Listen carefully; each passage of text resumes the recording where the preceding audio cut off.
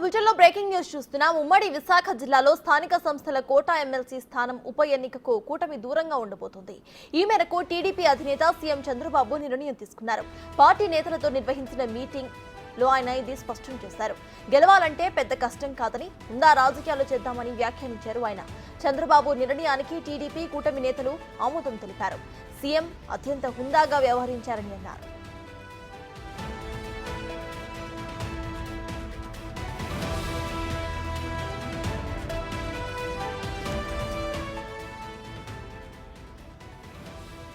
ఉమ్మడి విశాఖ జిల్లాలో స్థానిక సంస్థల కోటా ఎమ్మెల్సీ స్థానం ఉప ఎన్నికకు కూటమి దూరంగా ఉండబోతోంది. ఈ మేరకు టీడీపీ అధినేత సీఎం చంద్రబాబు నిర్ణయం తీసుకున్నారు. పార్టీ నేతలతో నిర్వహించిన మీటింగ్ లో ఆయన స్పష్టం చేశారు. గెలవాలంటే పెద్ద కష్టమేమీ కాదు, ఉందా రాజకీయాలు చేద్దామని వ్యాఖ్యానించారు చంద్రబాబు. చంద్రబాబు నిర్ణయానికి టీడీపీ కూటమి నేతలు ఆమోదం తెలిపారు. సీఎం అత్యంత హుందాగా వ్యవహరించారని అన్నారు వారు.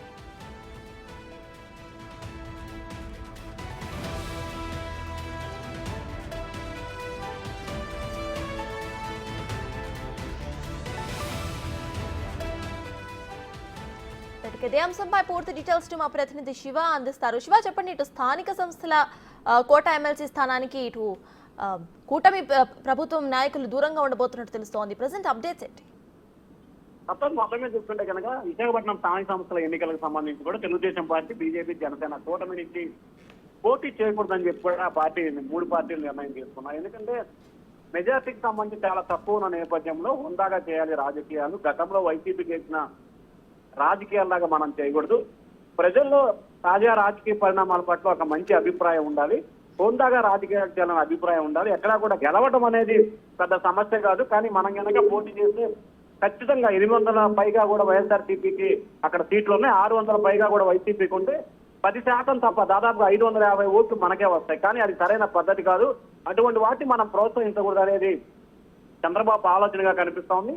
దానిలో భాగంగానే స్పష్టమైన మెజార్టీ లేని నేపథ్యంలో పోటీ చేయకుండా ఉండాలి, కొత్త తరం రాజకీయాలకి నాంది పలకాలని చంద్రబాబు ఆలోచనగా కనిపిస్తోంది. దానిలో భాగంగానే విశాఖపట్నం స్థానిక సంస్థల ఎన్నికల నుంచి పోటీ చేయకూడదని చెప్పి టీడీపీ కూటమి నిర్ణయించుకుని వస్తారు. Right, thank you Shiva.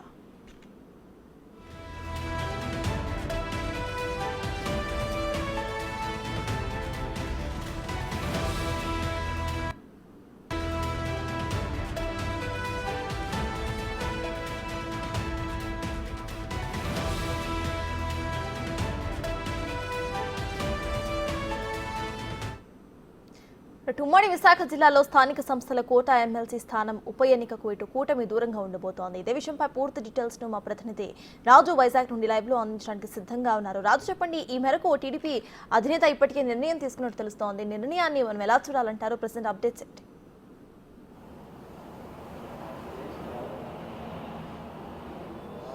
అంటే ఇక్కడ ఖచ్చితంగా టీడీపీ పోటీ చేస్తుంది అనేది నిన్నటి వరకు కూడా ఆ ప్రచారం జరిగినటువంటి పరిస్థితి ఉంది. బైరా దిలీప్ చక్రవర్తిని బరిలో దించాలి, అటు సామాజిక పరంగా ఆర్థిక పరంగా కూడా చూసినా కూడా బొత్స సత్యనారాయణకి సమానమైనటువంటి పోటీగా ఉన్నటువంటి వ్యక్తిగా జోరుగా ప్రచారం జరిగినటువంటి పరిస్థితి ఉంది.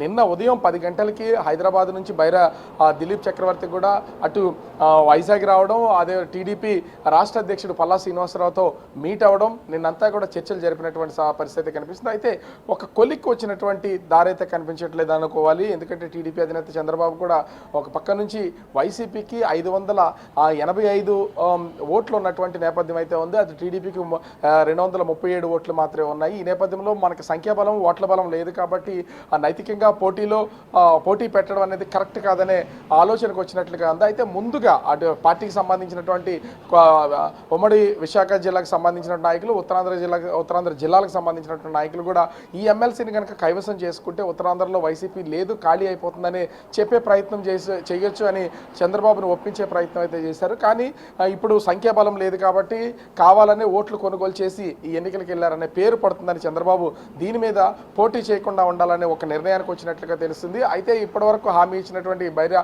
దిలీప్ చక్రవర్తితో సమావేశం అనంతరం ఈ నిర్ణయం తీసుకున్నటువంటి పరిస్థితి అయితే ఉన్నట్లుగా తెలుస్తుంది. అయితే ఇప్పటికీ అంటే ఇక కూటమి నుంచి ఏ ఒక్కరు కూడా బరిలో దిగకపోతే బొత్స సత్యనారాయణ గెలుపు అనేది ఏకగ్రీవమో అనేది తెలుస్తుంది. కానీ ఇప్పటికే అంటే నిన్నటి వరకు అయితే బొత్స సత్యనారాయణతో పాటుగా మరొక ఇద్దరు ఇండిపెండెంట్ అభ్యర్థులు ఇప్పటికే నామినేషన్ దాఖలు చేసినటువంటి పరిస్థితి అయితే ఉంది.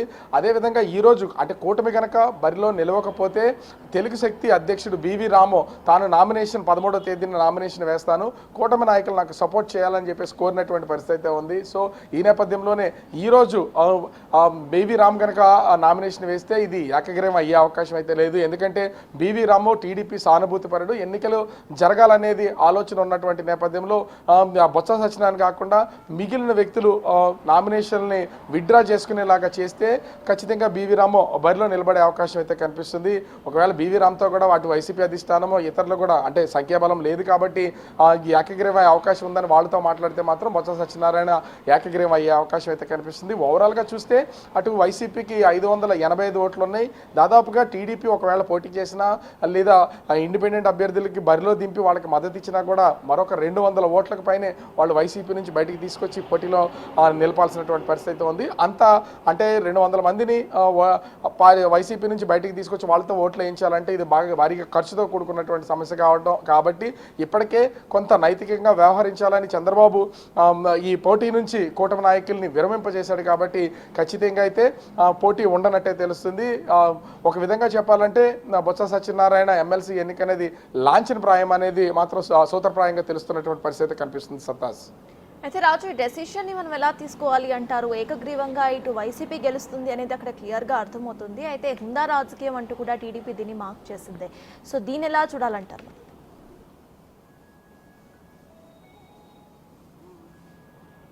అంటే ఇక్కడ ఓట్లు లేవు కాబట్టి హుందా రాజకీయం అనేది తెలుస్తుంది. కానీ ఇదే హుందా రాజకీయాన్ని టీడీపీ కనుక ఖచ్చితంగా ఫాలో చేసినట్లయితే వారం రోజుల క్రితం జరిగినటువంటి విశాఖ కార్పొరేషన్ స్టాండింగ్ కౌన్సిల్ ఎన్నికల్లో కూడా అదే హుందాతనాన్ని పాటించే అవకాశం అయితే ఉంది. కానీ స్టాండింగ్ కౌన్సిల్లో టీడీపీకి బలం ఉంది, టీడీపీ కంటే వైసీపీకి బలం ఎక్కువ ఉన్నటువంటి పరిస్థితి అయితే ఉంది. కానీ వైసీపీకి సంబంధించినటువంటి దాదాపుగా 12 మంది కార్పొరేటర్ని ఎన్నికలకు ముందు వీళ్ళ పార్టీలో జాయిన్ చేసుకుని వాళ్ళనైతే ఒక క్యాంపును నిర్వహించి తీసుకొచ్చి స్టాండింగ్ కౌన్సిల్ ఎన్నికల్లో 10 స్థానాలను టీడీపీ కూటమి గెలుచుకున్నటువంటి పరిస్థితి అయితే ఉంది.